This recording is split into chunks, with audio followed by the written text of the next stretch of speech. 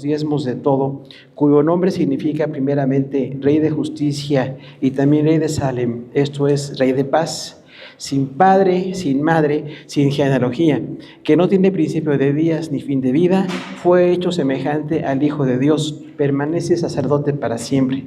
Considerad pues cuán grande era este, a quien aún Abraham el patriarca dio diezmos del botín. Ciertamente los que de entre los hijos de Leví reciben el sacerdocio tienen mandamiento de tomar del pueblo los diezmos según la ley, es decir, de sus hermanos, aunque estos también hayan salido de los lomos de Abraham. Pero aquel cuya genealogía no es contada de entre ellos, tomó de Abraham los diezmos y le bendijo al que tenía las promesas. Y sin discusión alguna, el menor es bendecido por el mayor. Y aquí ciertamente reciben los diezmos hombres mortales. Pero hay uno de quien se da testimonio de que vive, y por decirlo así, en Abraham pagó el diezmo también Leví, quien recibe los diezmos, porque aún estaba en los lomos de su padre cuando Melquisedec le salió al encuentro. Si pues la perfección fuera por el sacerdocio levítico, porque bajo él recibió el pueblo la ley, ¿qué necesidad habría aún de que se levantase otro sacerdote según el orden de Melquisedec, y que no fuese llamado según el orden de Aarón? Porque cambiado el sacerdocio, necesario es que haya también cambio de ley. Y aquel de quien se dice esto es de otra tribu, de la cual nadie sirvió al altar.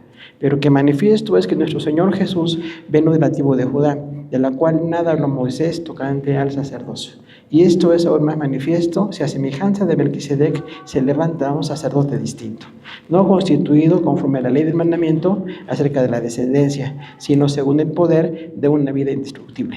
Pues se da testimonio de él, tú eres sacerdote para siempre, según el orden de Melquisedec. Queda pues abrogado el mandamiento anterior a causa de su debilidad e ineficacia. Siéntense, hermanos, por favor.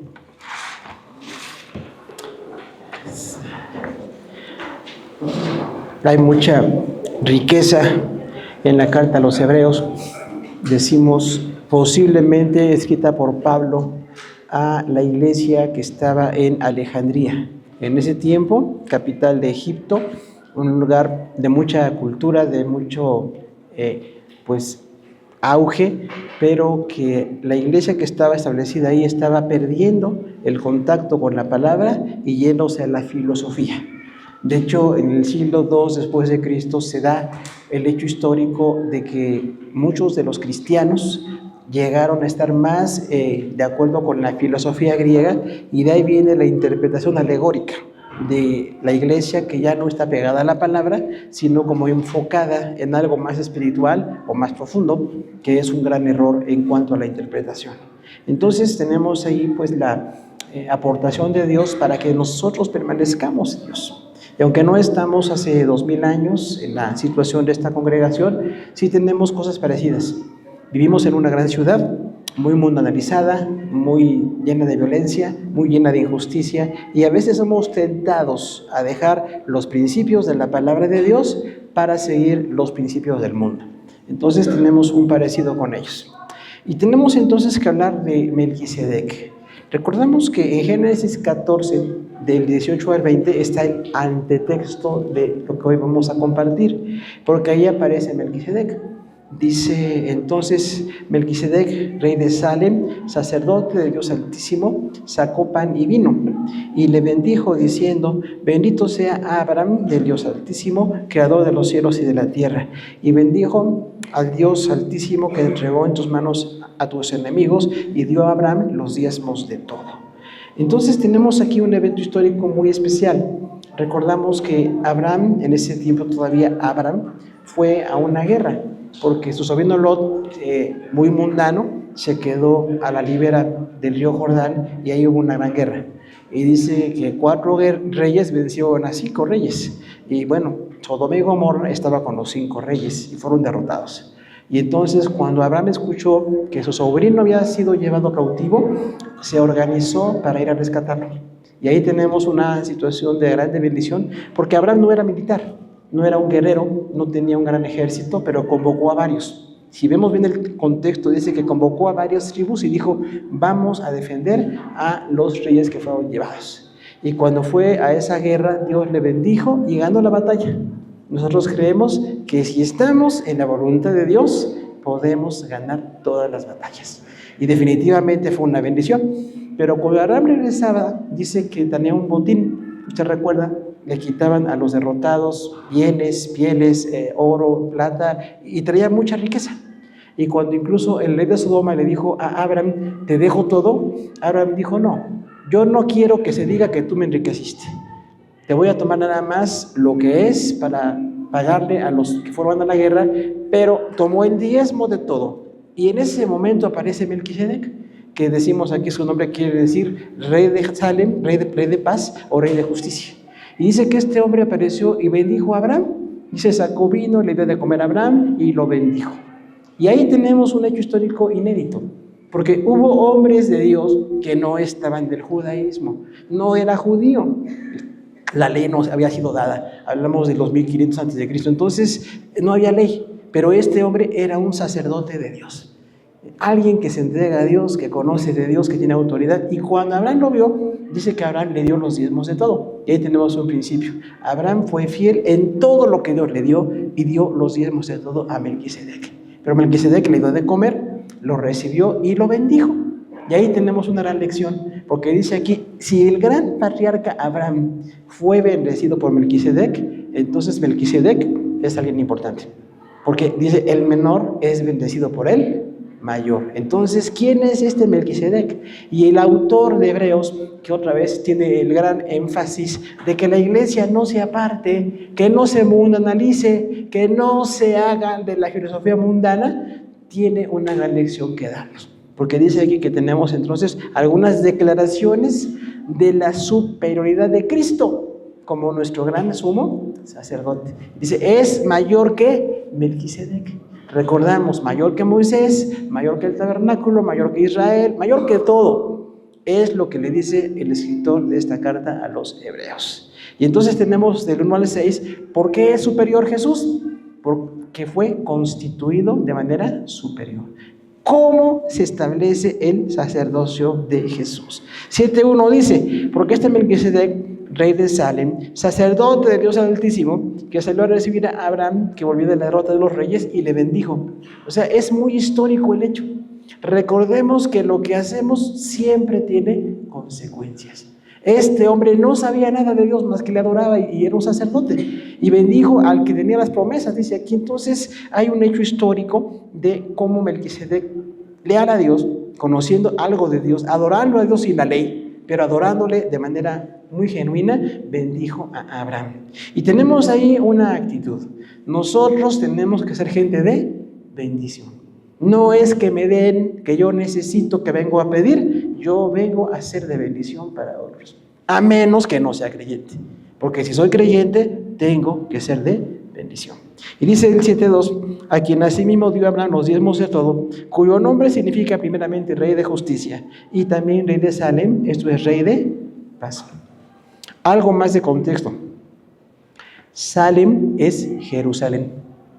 Porque dice aquí que, Jerusalén es Kiryat Shalom, ciudad de paz, para nosotros hoy día. Sin embargo, aquí nada más era Salem, la misma ciudad de Jerusalén, donde Jesús predicó y murió. Ahí, 2500 años atrás, el gran patriarca Abraham venía de la guerra y ahí Melquisedec lo encontró y lo bendijo.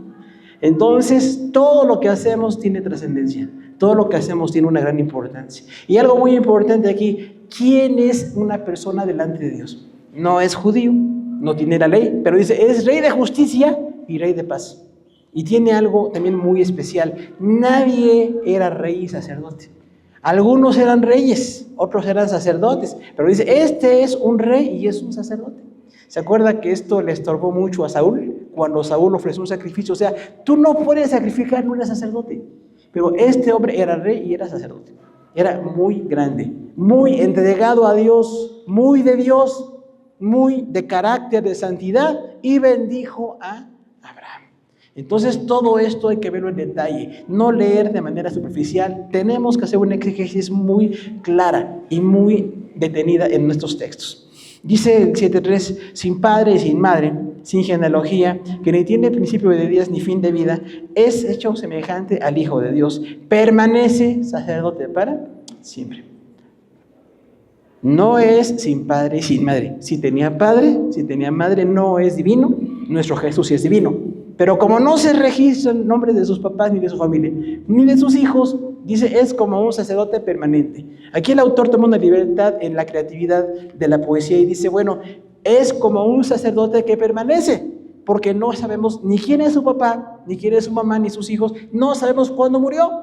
Seguramente murió. Sin embargo, no hay registro de eso. Y dice, entonces, así como este hombre que no tiene genealogía, que no tiene herencia, es semejante a Jesús. Nuestro Jesús no tiene padre ni madre, no tiene genealogía, pero vamos a ver cómo le describe enseguida el contexto. Y dice, permanece sacerdote para siempre. Tampoco pasó. Melquisedec murió, pero de manera simbólica, dice aquí, es como si se hubiera quedado permanentemente como sacerdote. Pero nuestro Jesús sí es un sacerdote perfecto.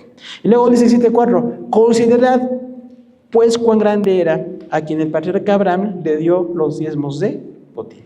Si Abraham es el patriarca, el primer hombre de fe, recordamos, no perfecto, porque nadie es perfecto, todos somos imperfectos, pero o estamos consagrados o no estamos consagrados.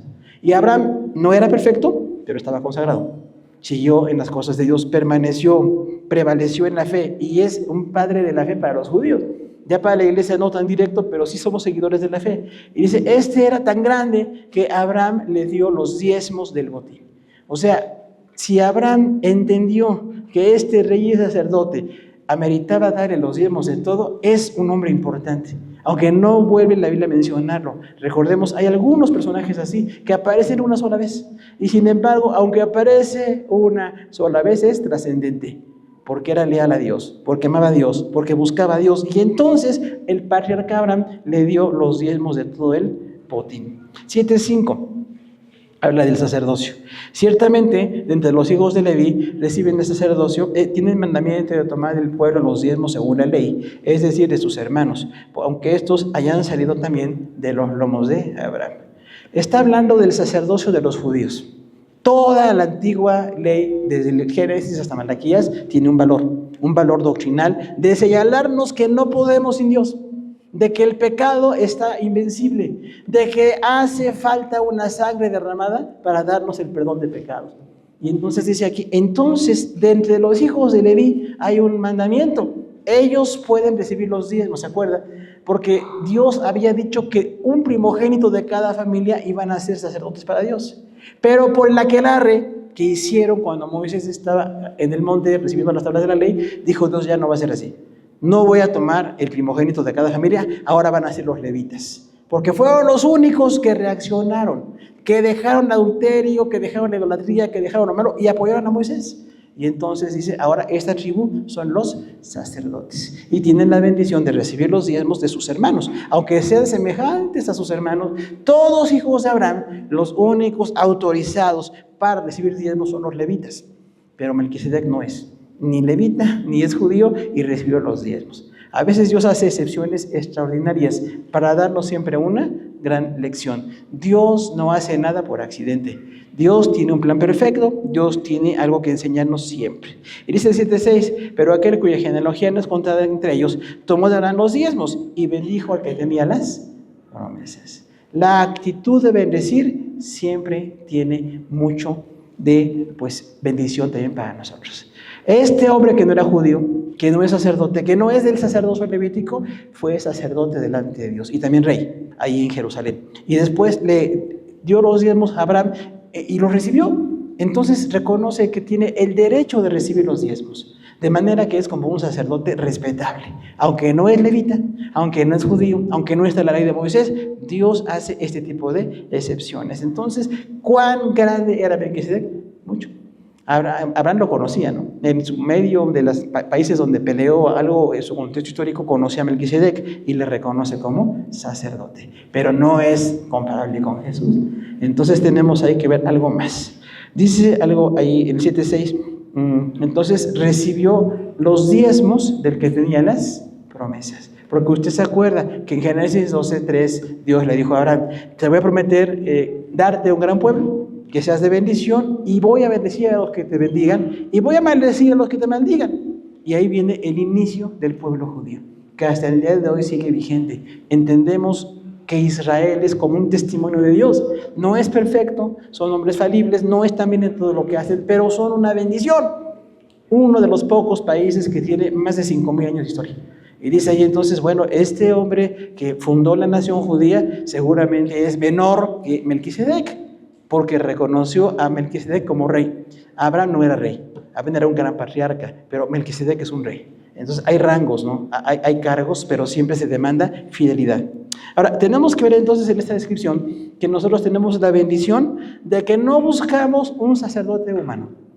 Hay sacerdocio en el Nuevo Testamento, apóstoles, profetas, evangelistas, pastores, maestros, funciones que se tienen para servir. Y hay otros tantos, ¿no? Diáconos, servidores, gente que hace misericordia, gente que respalda, gente que preside. Todo eso está en el Nuevo Testamento. Pero no necesitamos que uno de ellos venga para ser nuestro sacerdote. Más bien nosotros tenemos un sacerdocio delante de Dios. ¿Sabe que usted también puede ser un sacerdote? Hay un sacerdocio, lo dijo Martín Lutero, el sacerdocio universal de la iglesia es que todos nosotros tenemos un ministerio. No todos iguales, no todos de tiempo o algo, pero todos tenemos un ministerio. Y la pregunta es, ¿está usted desarrollando su ministerio? Porque si no lo está haciendo, está fallando, no se puede. O estamos sirviendo o no servimos para nada. Entonces, de lo que Dios le llamó, sus talentos, sus antecedentes, su profesión, lo que usted tiene, hay que hacer un servicio para Dios.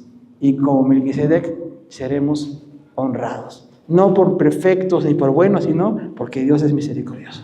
Y dice aquí, entonces este hombre tiene un gran sacerdocio. Y otra cosa importante aquí, es la última vez que aparece la palabra diezmos en el Nuevo Testamento. Porque aparece en 8 ocasiones en el Nuevo Testamento.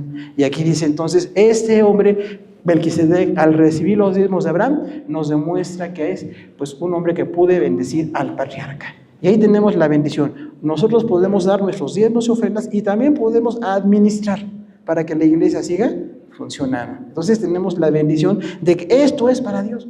Porque no dice que Abraham le dio a Melquisedec, se lo dio como para dárselo a Dios. Y en la iglesia pasa lo mismo. No hay hombres que piden o reciben. Tenemos la bendición de dar. Y de esta manera la iglesia se puede sostener. Entonces tenemos la bendición de tener una participación en las cosas de Dios. Y dice además que es un personaje especial. Rey y sacerdote, leal, honesto y un hombre muy generoso. ¿Qué aprendemos de él? 4 cosas. También nosotros podemos ser de bendición, podemos ser bendecidos, podemos ser honestos y podemos ser gente justa. Porque hoy hace falta gente justa en el mundo. El mundo no puede ver la justicia con los mundanos, porque los mundanos están en todos lados, son reconocidos, pero no son la gente que da el mensaje. La gente que da el mensaje somos todos nosotros. Así es que hay que dar el mensaje de santidad, el mensaje de honestidad, el mensaje de bendición. Y de una manera muy especial hay que ver exactamente lo que dice la palabra de Dios. Melquisedec fue grande, pero nuestro Jesús es infinitamente más grande que Melquisedec. Y enseguida lo veremos. Siempre tenemos que ver todo el párrafo, todo el contexto. Y dice que Leví tiene un sacerdocio temporal. Otra vez, la ley judía funcionó hasta que nació Jesús. Lamentablemente los judíos no entendieron. Se fueron mucho por sus ceremonias, por su religión, y no entendieron quién los visitó. No entendieron a quién mataron. Y a veces nosotros somos igual de torpes.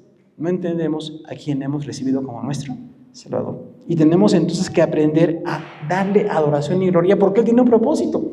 Y su propósito es bendecirnos, salvarnos, levantarnos del fango donde hemos estado y nos quiere dar la bendición de estar como su iglesia que proclama sus bendiciones al mundo. Y hay una gran diferencia. Melquisedec fue grande, Jesús es mucho, mucho más grande. Y entre nosotros nos necesitamos, nos servimos unos a otros, porque eso dice el Nuevo Testamento. Ustedes son como un cuerpo donde unos ayudan a otros. Incluso hablamos ahorita del texto, ¿no? Hay coyunturas, hay una espada que penetra el alma y el espíritu y discierne los pensamientos y las intenciones del corazón. ¿Qué es eso? La palabra de Dios. La palabra de Dios está en nosotros y nos tiene que partir el alma. Tiene que ir a lo profundo y ver qué es lo que hay, para que no siga habiendo esa inmundicia que a veces tenemos en el alma. Y viene entonces una liberación, viene una bendición de Dios y vienen grandes retos para los cristianos. La vida cristiana no es aburrida, La vida cristiana es muy desafiante, porque quienes no entienden dicen, es aburrido, ya no bailas, ya no fumas, no, ya no hago esas tonterías, tengo un deleite con Dios muy grande. Tengo desafíos, tengo retos, tengo situaciones que me preocupan, pero tengo la gran confianza de que Dios está con nosotros. La segunda declaración de superioridad. Hoy la palabra clave es declaraciones. Declaración de superioridad. Es superior porque perfecciona. Perfecciona. Esto es impactante. Hebreos 7, del 7 al 11. Dice el 7. Sin discusión alguna, el menor es bendecido por el mayor. O sea, si Abraham es grande, porque los judíos decían incluso en el tiempo de Jesús, somos hijos de Abraham. No se vale ser hijo de nadie. Tenemos que ser hijos de Dios. O no somos hijos de Dios.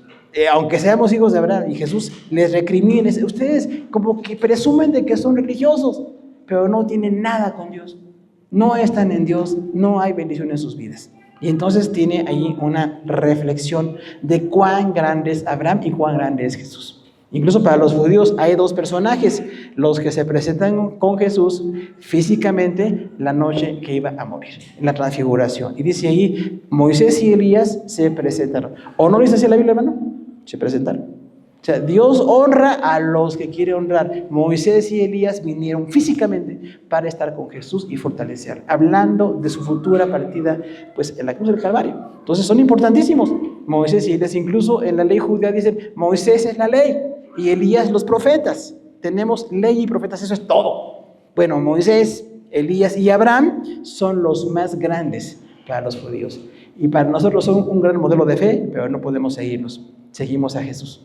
Aunque Abraham y que son judíos y la tribu de la que vienen, eso ya es muy absurdo. Realmente tenemos la bendición de que somos hijos en Cristo Jesús. Dice otra cosa muy importante, ¿quién es este sumo sacerdote? 7:8. Y aquí ciertamente reciben los diezmos hombres mortales, pero hay uno de quien se da testimonio de que vive. Y aquí tenemos que ver un poquito los tiempos.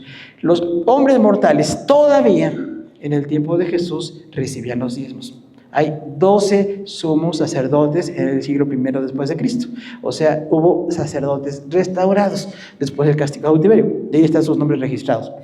Pero estos hombres morían y al morir tenía que cambiar de sacerdocio. Y sin embargo hay una comparación, porque dice, aquí estos hombres mortales reciben los diezmos, pero allá, hablando de Jesús, uno de quien se da testimonio de que vive y es tiempo perfecto.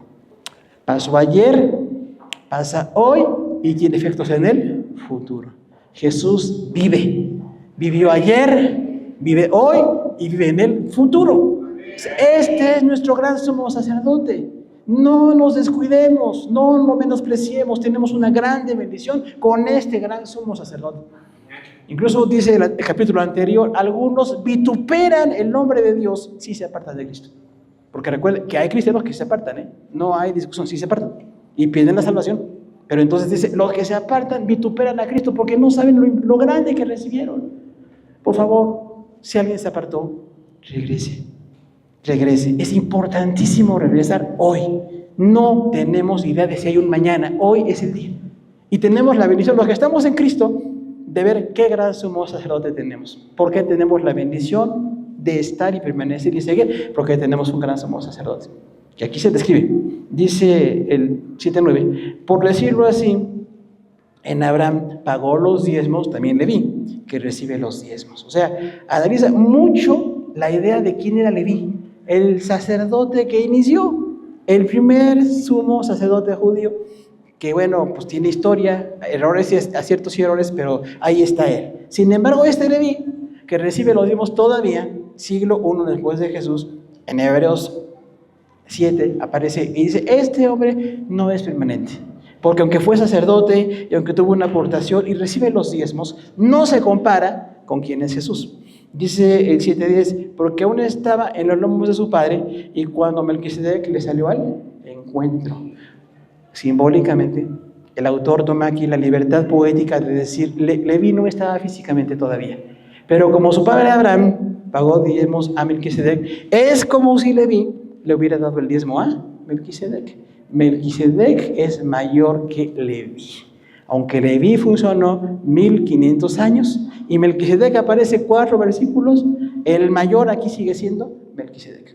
porque eso es lo que dice el texto. Siempre tenemos bien que dice el texto, ¿no? Y dice allí, bueno, parece como si Leví hubiera pagado los diezmos. Y dice 11, ¿qué pasa con la perfección? Si pues la perfección fuera por el sacerdocio levítico, porque bajo él recibió el pueblo la ley, ¿qué necesidad habría de que se levantase otro sacerdote según el orden de Melquisedec y no llamado según el orden de Aarón?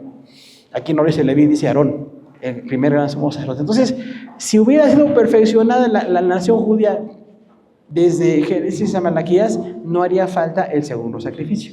Pero como la ley no perfecciona, ¿se acuerda que es como un ayo? Como un maestro que guía, pero no tiene la definición completa, ni es padre ni madre, es un maestro que ayuda. Y dice aquí, entonces la ley es así, como un ayo que nos guía y nos señala el pecado, pero no nos libra del pecado. El que nos perfecciona y nos libra del pecado es Jesús. De manera que si usted está en Cristo, está en el proceso de ser perfeccionado. Porque nadie estamos perfectos, nadie es perfecto. Estamos en el proceso, pero estamos comprometidos con que Dios nos siga perfeccionando. Otra vez, aquí hay un tiempo aoristo, algo que pasó históricamente y que funcionó, pero tiene efectos el día de hoy.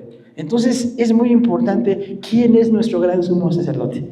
Dice aquí, bueno, no es Aarón, el gran sacerdote puesto por Dios otra vez, pues Dios quiso así. Y ahí tenemos todo el testimonio del Pentateuco. Aarón funcionó, pero no transformó al pueblo. Melquisedec tuvo muchas bendiciones y es de gran ejemplo, pero no perfecciona. Nuestro Jesús nos perfecciona todos los días y quiere empezar con nosotros en este momento a perfeccionarnos. Dice aquí algo de la certeza. El mayor bendice al menor. Y aunque Abraham es el gran patriarca y el padre de la fe, fue bendecido por Melquisedec. Entonces dice, Melquisedec es superior a Abraham, más que Leví, más que Aarón, más que Moisés, más que todos ellos. Pero comparado con Jesús, Melquisedec es infinitesimalmente, ¿recuerda? Infinitesimalmente menor. Infinitesimalmente menor que Jesús. Mucho, que no se puede contar, que se excede en números. Así es, como infinitamente. Jesús es infinitamente superior a Melquisedec y también a Aarón y a todos los demás. Y dice algo muy importante: entre los levitas tienen la ley de la herencia. No era que merecieran o que tuvieran algunas cualidades por ser hijos de el sumo sacerdote, recibían el sacerdocio. Y nada más, cuando moría su papá, alguien de los hijos era el sumo sacerdote. Así funcionaba. Pero Jesús no. De hecho, Melquisedec tampoco, porque no dice que fuera hijo del sacerdote o tuviera hijos sacerdotes, tampoco dice eso. Melquisedec aparece y desaparece. Dice la conclusión: hasta que parece que como si Leví hubiera dado los diezmos representado por Abraham. Y entonces el gran sacerdocio de los judíos se hace muy chiquito comparado con el gran sacerdocio de Jesús. Tenemos la bendición de un gran sumo sacerdote. Y veremos los efectos que tiene también. Y dice aquí entonces que también hay una gran realidad. Si el sacerdocio levítico hubiera sido suficiente para cambiar el corazón de la gente, no habría sido necesario que viniera Jesús. Pero como la ley no perfecciona, nada más señala el pecado, tenemos necesidad de un gran sumo sacerdote que dio su vida para darnos a nosotros la salvación. El perdón de pecados, la bendición, el plan perfecto está dado. No hay nada donde especular, no hay nada que argumentar. Está dado el gran sumo sacerdocio de Jesús. Hay una tercera declaración de superioridad. El sacerdocio de Jesús es mejor porque es nuevo. Dice ahí que es nuevo. Versículos 12 al 18. 7:12. Porque cambiado el sacerdocio, necesario es que también haya cambio de ley. O sea, si estuvo Melquisedec funcionando en tiempos de Abraham, si vino Leví 1500 años y funcionó, ahora ya no funcionan. Cambió el sacerdocio. Ya no hace falta buscar a los judíos, ni la ceremonia, ni el templo, ni hablar hebreo, porque hay iglesias muy judaizantes, ¿no?, que están en un gran error. No hace falta nada de eso. Necesitamos estar más en Cristo y menos en todo esto tan humano, porque es igualmente imperfecto, según el último versículo que leemos aquí. Dice en cuanto a las tribus 7:13, y aquel de quien se dice esto es de otra tribu, de la cual nadie sirvió al altar. se acuerda que, bueno, nada más los sumos sacerdotes eran de la tribu de Leví, tenían ese derecho y esa bendición, pero nadie más. Y dice aquí, bueno, pero Jesús no es de la tribu de Leví. Jesús vino de la tribu de Judá. Usted recuerda que históricamente hubo pues, un decaimiento de las 12 tribus, 10 en el norte se perdieron y 2 en el sur, pues como que no estaban muy bien. Y entonces dice, bueno, ya cambió la ley, pero también hace falta cambiar el sacerdote. Ya no busco a Aarón, no busco a Leví, no busco el Antiguo Testamento, ahora busco a Jesús. Y este gran sumo sacerdote, aunque no sea de la tribu de Leví, es el gran sumo sacerdote puesto por Dios. De hecho, dice por ahí algunos pasajes del Antiguo Testamento, ¿de dónde vendría? Tú, Belén Efrata, no eres la más pequeña de las tribus de Judá, porque de ti vendrá el guiador y el Cristo. O sea, no es Leví, viene de Judá, porque vendría históricamente. Y la bendición prometida a David, ¿se acuerda? Dios le dijo a David, de tu familia voy a levantar un rey para siempre. Y otra vez, Dios no promete por prometer. Si se lo dijo, lo va a cumplir. Sea bueno o sea malo, lo que Dios dice, se cumple. Y en este caso se cumplió con el nacimiento de Jesús en la tribu de Judá. Y dice ahí en el 7:15, y esto es manifiesto, si a semejanza de Melquisedec se levanta otro sacerdote. ¿Qué está haciendo aquí el autor? Derribando los sacerdocios inútiles. Porque estos judíos en Alejandría, muy mundanos, muy en la filosofía, muy lejos de Dios, estaban pensando quién era el gran sumo sacerdote y querían regresar a las ceremonias judías. Y le dice el escritor, no regresen, como la carta a los Gálatas, no sean insensatos. Ya no hay que estar en esas leyes y esas ceremonias. Porque hay mucha gente muy ritualista, ¿no? Piensa que porque va a un lugar ya cumplió. No, no es un rito, es una vida que tiene que cambiar. No basta que yo vaya a un lugar o permanezca como un miembro de una iglesia, no. Tengo todos los días de mi vida que cambiar. Todos los días de mi vida que estar en Dios, todos los días de mi vida tener las bendiciones que Dios quiere que tenga y también los compromisos, porque de otra manera no se puede. Y dice ahí, ¿cómo fue constituido? 16, no constituido conforme a la ley del mandamiento acerca de la descendencia, sino según el poder de una vida indestructible. Entonces, si no es Leví, no es Aarón, no es Melquisedec, es Jesús. Este Jesús no fue constituido según la descendencia del sacerdocio, que estaba por acabar. Cuando escribe la carta a los hebreos, a los 10 años, los romanos devastaron Jerusalén. Pero dice aquí, este sacerdocio que va a pasar tiene una bendición. Hay otro gran sumo sacerdote, el cual no va a pasar, porque tiene una vida indestructible. ¿Quién es nuestro Jesús? El Hijo de Dios, la segunda persona de la Trinidad, y es eterno. Y siendo Dios, ni requiere hacer sacrificios por sus pecados, ni muere. Tenemos un gran sumo sacerdote que tiene una vida indestructible. Y es importante la frase indestructible. Nadie puede destruir a Jesús. Nadie. Nosotros sí. Somos falibles, nos enfermamos, vamos a morir. Sin embargo, el gran sumo sacerdote de la iglesia permanece para siempre. Él no se puede destruir. Ni el diablo, ni el mundo, ni el pecado, ni nada. Dice la palabra, ni lo presente, ni lo venir, ni nada de lo bonito y feo, nada puede destruir a Jesús. Entonces es importantísimo que estemos hoy en paz con este gran sumo sacerdote. Dice el 17, pues se da testimonio de él, tú eres sacerdote para siempre, según el orden de Melquisedec. La otra ocasión, además de Génesis, donde se menciona Melquisedec, Salmo 110:4. Y dice aquí exactamente lo mismo, como se le dijo a Jesús, eres sacerdote para siempre, según el orden de Melquisedec. O sea, así como Melquisedec cambió el sacerdocio, sin ser de Judá, sin ser judío, sin la ley, cambió un sacerdocio. En el momento en que bendijo a Abraham, cambió el sacerdocio. Pero Jesús no es de la tribu de Leví, sin embargo tiene un sumo sacerdocio perfecto. Dice ahí muy importante también, aquella ley anterior quedó abrogada. De hecho, muchos hoy quieren ser judíos, ¿no? Da mucha pena que un cristiano se haga judío, no se puede. Ya no puedo buscar que los judíos y Jerusalén y Bautista del Jordán, no. Menos ahorita, ¿no? Ir a Jerusalén está de locos. No, pero tenemos un gran sumo sacerdote que no necesitamos ir a Jerusalén. No hay que circuncidar niños, No hay que hacer nada más una ceremonia al año o un viaje hasta Jerusalén. Tenemos todos los días de nuestra vida que presentarnos ante este gran sumo sacerdote. Todos los días. No en Navidad, no en Semana Santa, no en una ocasión especial. Todos los días me presento ante el Señor, a menos que no sea cristiano. Y eso está terrible. Si soy cristiano, hoy me presento delante de mi gran sumo sacerdote. Dice, porque el anterior mandamiento queda abrogado. ¿Qué es abrogado? O sea, ya sin valor, como ya limitado, debilitado, por su debilidad e ineficacia. El gran sacerdocio del Antiguo Testamento era débil, porque los hombres tenían que hacer sacrificios primero por ellos y luego por el pueblo. Y morían y fallaban, y los humanos siempre fallamos. Sin embargo, el gran sumo sacerdote que es Dios, no falla. Este no es débil ni es ineficaz, es totalmente eficaz. Aquel ya es débil y es ineficaz. Concluimos, siempre apliquemos la palabra parte por parte, punto por punto, a menos que no queramos que la palabra nos transforme. ¿Qué dice aquí? Hoy recibimos a nuestro gran sumo sacerdote.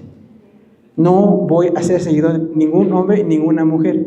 Los hombres y mujeres en la iglesia tienen que ser útiles mientras están en las cosas de Dios, pero no son infalibles ni son permanentes. Aunque les amamos o estamos en las cosas de Dios, pero tenemos un gran sumo sacerdote. Otro problema, algunos están apegados a hombres y no están apegados a una iglesia local. O sea, está tremendo, ¿no? Es que yo oigo al hermano fulano, predica bien bonito, pero no voy a la iglesia. ¿De qué te sirve? Aunque escuches a un gran predicador famoso de iglesias impactantes que hay, si no estás con el gran sumo sacerdote es lo mismo. Así como los de Alejandría decían, pues es que Moisés habló de Aarón, Leví y Melquisedec, sí, ya no funciona, pero Jesús sí funciona. Y ya estamos en 2000 años de historia, sigue funcionando. Que sea nuestro Señor. Es el gran sumo sacerdote que dio su vida, porque ninguno dio su vida. Ni Melquisedec, ni Aarón, ni Leví, ni nadie, ni el fundador de ninguna religión dio su vida. Nuestro Dios vino y dio su vida. Es importantísimo que el mundo sepa que Dios vino a morir por el hombre. Y no diga que fueron los judíos, todos somos iguales. La humanidad está caída toda. Hasta que llega Jesús, nos regenera, nos restaura y cambia nuestro corazón. Ya no busco el sacerdocio judío. Porque otra vez hay hermanos que van mucho. Yo voy a Jerusalén, hermano. ¿Por qué no hace bautismos en Jerusalén? Ahorita no, y nunca yo creo tampoco. Pero ¿para qué Jerusalén? El Jordán no se compara con los ríos que tenemos acá tan lindos, ¿no? O donde queremos ir. Algunos quieren ir a Cancún. Bueno, pues ore mucho. Ore mucho, mucho, mucho. Pero no es el lugar. Es el gran sumo sacerdote que tenemos, que es Jesús.